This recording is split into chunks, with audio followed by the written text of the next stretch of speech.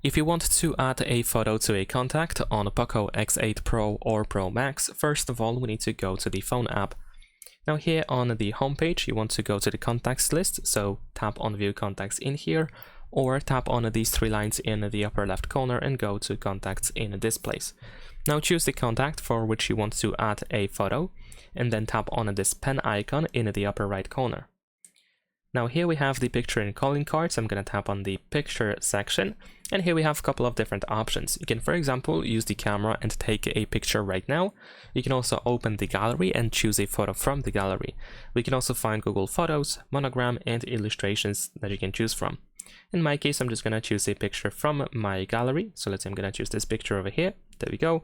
We can still adjust the photo. We can zoom in, zoom out, move to the left and to the right, up and down. You can also rotate the photo if needed. And once you adjust the photo, you should be able to tap on Choose at the bottom of the screen and then save it by using the Save button in the upper right corner.